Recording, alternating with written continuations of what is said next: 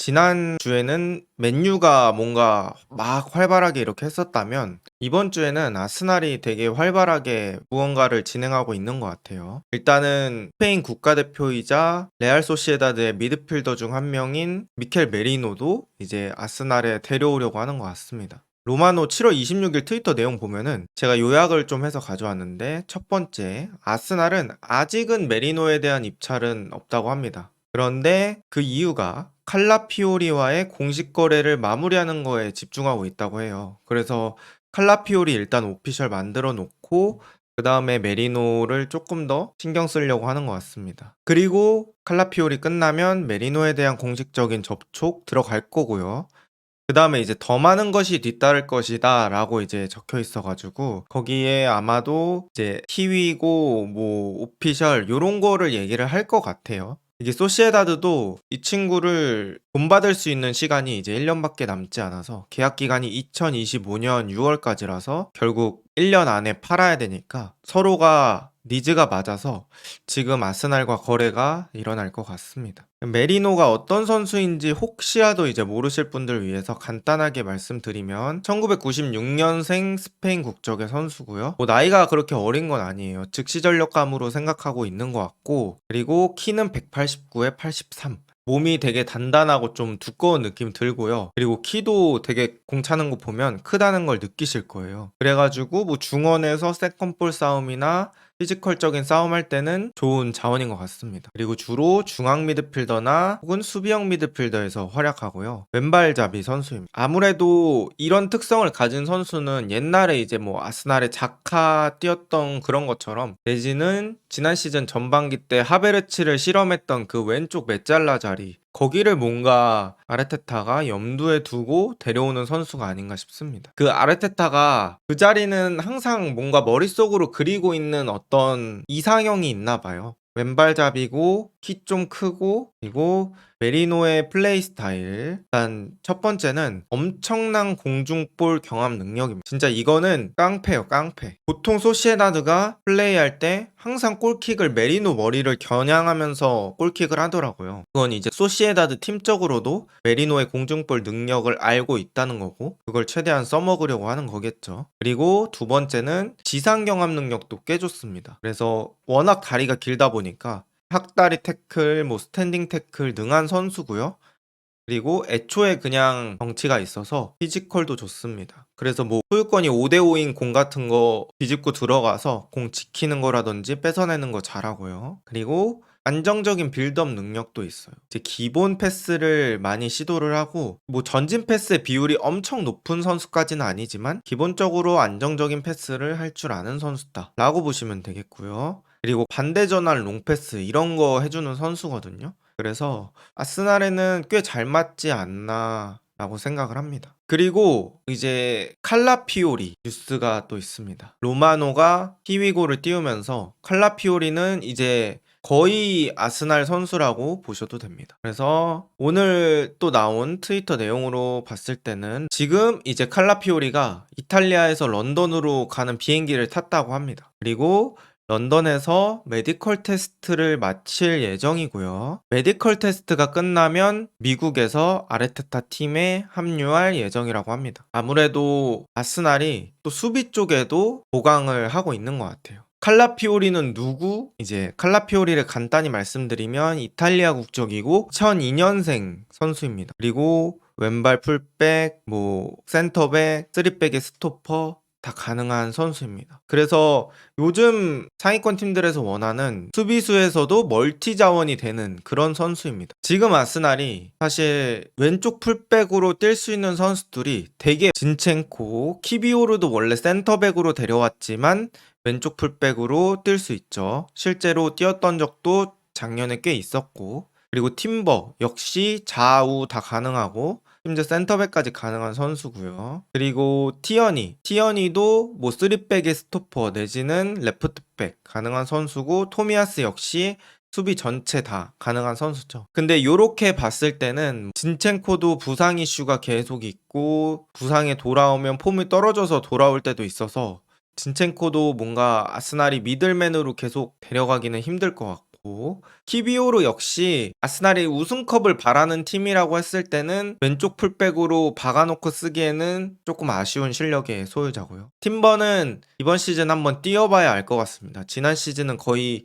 통째로 날리다시피 해가지고요. 그리고 티언이 역시 정말 유리몸으로 유명한 선수 중에 하나인데, 티언이도 제가 봤을 때는 정리하지 않을까 싶습니다. 뭐 임대도 갔다 오고 했는데 이 고질적인 특성 때문에 계속 동행하기는 어려울 것 같고, 뭐 토미야스는 특별한 얘기는 없고요. 계속 아스날에서 뛸 것 같고, 그래서 뭐 여기서 2명 내지는 많으면 3명까지는 정리할 수 있고, 그렇게 됐을 때 칼라피오리가 여기에 들어가는 거죠. 아까 말씀드렸듯이 칼라피오리는 여러 가지 위치가 가능해요. 지금 백스리 스토퍼, 이것도 칼라피오리가 바젤 시절에 뛰었던 자리고요. 3백 중에 왼쪽, 그리고 그냥 풀백 역시 바젤에서 뛴 적이 있습니다. 그리고 센터백은 이번에 볼로냐에서 뛰었는데, 이번 시즌에 볼로냐가 되게 잘했잖아요. 그때 티아고 모타 감독이 칼라피오리를 센터백이지만 막 앞쪽으로 되게 전진시켜서 플레이 시켰거든요. 그래서 뭐 수비형 미드필더 자리, 심할 때는 왼쪽 메잘라 위치까지 올라가는 그런 역할을 시켰기 때문에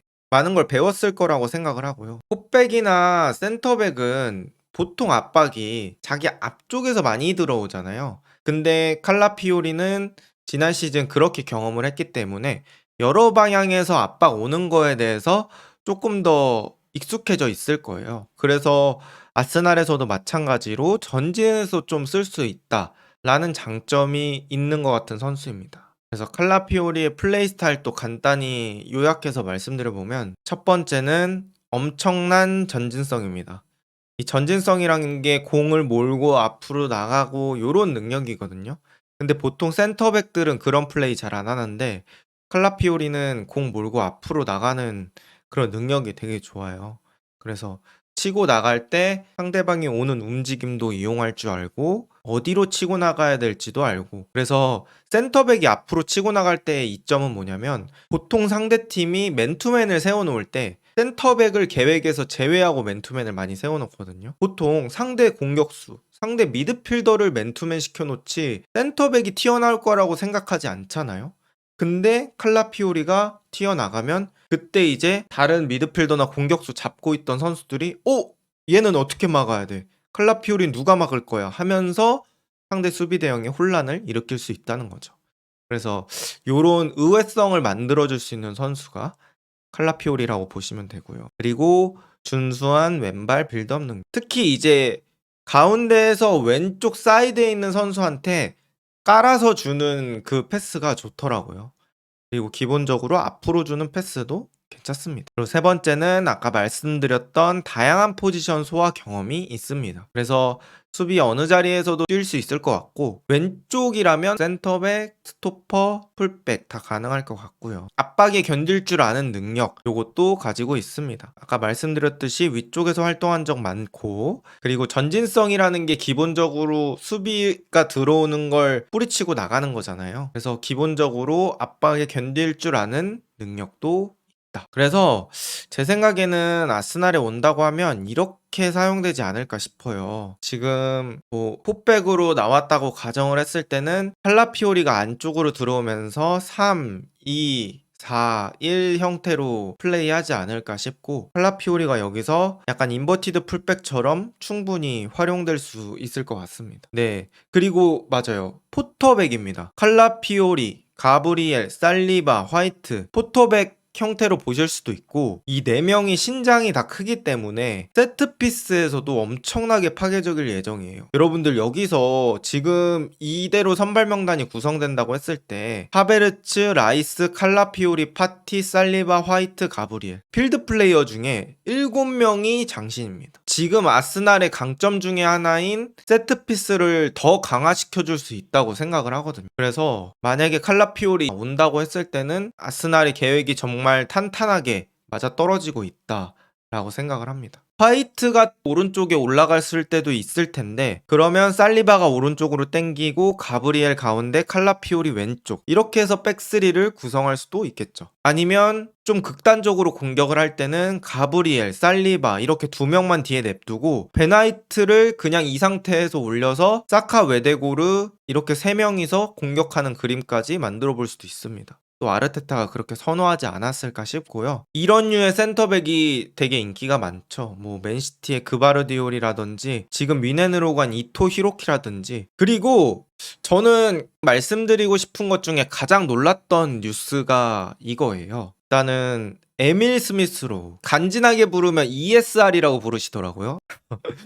그렇게 쓰려다가 좀 참았고요. 너무 나대는 것 같아서. 에밀 스미스로우가 풀럼으로 간다고 합니다. 온스테인에 의하면. 근데 이적료가 3,500만 파운드. 어우, 엄청 세요. 별로 경기 뛴 거를 못 봤는데도 불구하고 이거는 근데 여러분들 최대고 뭐 금액은 여기서 조정될 수 있지만 이 정도로 얘기가 나왔다는 건 일단 비싸게 보고 있다는 거예요. 그래서 624억 정도고 이 금액으로 이적이 성사됐을 때는 아스날의 판매 레코드라고 합니다. 아스날이 가장 비싸게 판 선수가 스미스로우가 되는 거예요. 정말 의외죠. 그리고 이전 판매 레코드는 옥슬레이드 체인벌린이라고 합니다. 그래서 그 자료를 한번 보여드릴게요. 이게 이제 트랜스퍼 마크트에서 가져온 자료고요. 아스날 레코드 세일즈라고 돼 있죠. 5위부터 보겠습니다. 5위는 이제 아스날 팬분들께서 안 좋아하는, 언급하면 안 되는 반페르시가 이제 5위고요. 그리고 그 다음에 이제 파브레가스, 그리고 산체스, 아넬카, 그 다음에 체인벌린입니다. 이렇게까지가 이제 순위고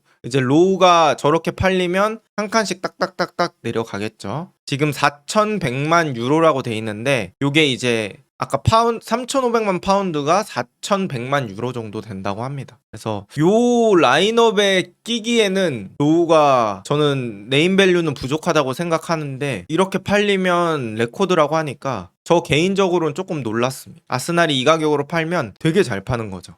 그래서 요것도 역시 트랜스퍼 마크트에서 제공한 자료인데요. 로우가 여태까지 부상으로 놓친 게 137경기라고 합니다. 클럽과 국대를 합쳐서. 지금 한 6시즌 정도 얘기를 하는 것 같은데 너무 많죠? 6시즌 동안 137경기. 어쨌든 137경기 엄청나게 많은 부상으로 경기를 거의 못 뛰었습니다. 그런데 3,500만 파운드. 아스날이 정말 장사 잘하는 겁니다. 그래서 뭐 부상을 보면은 되게 많아요. 발목, 뭐 무릎 여러 가지 많습니다. 어깨도 있고 머리 쪽도 있고요. 햄스트링도 있고요. 부상 이력이 되게 많고 여러분 자료 중에 맨 오른쪽 보시면 게임스 미스드라고 돼 있잖아요. 여기 보시면 보통 이제 한 부상에 많아봤자 10몇 경기 이렇게 되는데 이 친구는 부상의 클래스가 다르죠. 21경기, 뭐 30경기, 34경기 막 이런 것들이 있어서 로우가 부상도 어떻게 보면 타고나는 거라고 저는 생각을 하는데 재능은 확실히 있는 선수지만 몸을 너무 못 타고났다? 뭐 이런 생각도 들긴 합니다. 부상이 너무 심한 것 같아요. 그래서 일단은 아스날이 만약에 로우를 3,500만 파운드 한 620억 정도에 팔게 된다고 하면 저는 아스날이 이득 보는 장사라고 생각을 하고요. 뭐 풀론 가서 어떻게 할지는 모르겠지만 지금까지 해온 걸 봤을 때는 웬만한 사람들이 다 그렇게 생각할 수밖에 없습니다. 그래서 로우가 과연 풀럼으로 간다고 하면 풀럼에서 부활할 수 있을지 뭐 또 그것도 기대되는 부분이네요. 그리고 이제 아스날이 디애슬레틱에서 말한 거에 따르면은 이렇게 질문에 문답식으로 얘기한 게 있었나 봐요. 그래서 아스날은 어떤 선수를 노리고 있느냐, 뭐 미드필더와 공격수를 보강하길 원하고, 근데 이제 기본적인 영입 기조가 먼저 방출이나 매각을 해서 정리를 해서 그 칸을 비워놓고 데려오고 싶은가 봐요. 그래서 아스날도 뭐 엄청 급하게 누굴 데려온다 이런 스탠스는 아닌 것 같고 일단은 칸을 비워놓고 데려오겠다. 여유를 가지겠다. 뭐 요런 말로 저는 느껴지고요. 어떤 선수들이 떠날 수 있는가 했을 때는 일단 리스넬슨과 은케티아는 열려 있다. 그리고 진첸코, 키비오르, 티언이 역시 들어볼 의향이 있다고 합니다. 일단 루머로는 리스 넬슨이 웨스트햄으로 가는 루머가 있고요. 은케티아가 마르세유로 가는 루머가 있습니다. 근데 제가 봤을 때 넬슨은 아마 이거는 시즌 중에 계속 나왔던 얘기였던 것 같고, 은케티아는 최근 들어서 많이 나왔던 것 같아요. 그래서 저도 넬슨 은케티아 아스날에 있더라도 많이 뛸 것 같지 않기 때문에 돈 받고 팔 수 있다고 하면 보내는 게 낫지 않을까라고 생각을 해봅니다. 넬슨 뭐 가끔 나와서 극장골 넣고 그러긴 했는데 사실 뭐 그렇게 큰 도움은 되지 못했던 것 같고요. 은케티아도 종종 나왔을 때 있었지만 이제는 이별해야 될 때가 아닌가 싶습니다. 그리고 이제 파비앙 루이스라는 선수, 유로를 보신 분들은 잘 아실 거고, 그리고 또 이강인 경기 보면서 파리 생제르맹 경기 보신 분들은 많이 아실 만한 선수입니다. 파비앙 루이스 1996년생 스페인 국적이고요. 이 선수도 키가 큽니다. 180 후반대라고 보시면 되고, 메리노보다는 조금 체형이 말랐어요. 그렇다고 해서 완전 멸치고 이런 건 아니고, 어쨌든 메리노보다는 조금 마른 체형이라고 보시면 되고요. 이 선수 역시 왼발잡이 미드필더, 그리고 중앙 미드필더, 수비형 미드필더 다 가능한 선수인데, 저는 중앙 미드필더에 더 가까운 선수라고 느껴집니다. 이번에 유로에서도 로드리의 짝으로 나오긴 했지만 실제 경기에서 보면 로드리 원볼란치 서고 오른쪽에 페드리, 왼쪽에 파비안 루이스가 약간 메잘라처럼 올라가면서 그렇게 역삼각형으로 빌드업할 때가 많았거든요. 그래서 파비안 루이스는 6번과 8번보다는 진짜 말 그대로 거의 8번에 가까운 느낌이라고 생각을 하고요. 일단은 지금 동시에 두 개가 뜬 거잖아요. 그 옛날 자카 자리, 그 자리에 파비안 루이스랑 미켈 메리노 자리 이렇게 두 명이 뜬 건데, 제가 생각했을 때는 미켈 메리노 쪽으로 무게추가 흐른 것 같고, 만약에 메리노가 잘 안 됐을 때 루이스를 데려오지 않을까라고 일단 제 개인적인 예상이 그렇거든요. 그래서 파비안 루이스하고 아스날은 메리노만큼 진전된 썰은 아닌 것 같습니다. 그래서 파비안 루이스 뭐 지금 아스날이 얘기 나오는 선수만 해도 일단은 칼라피오리는 오는 거 거의 확정이고요.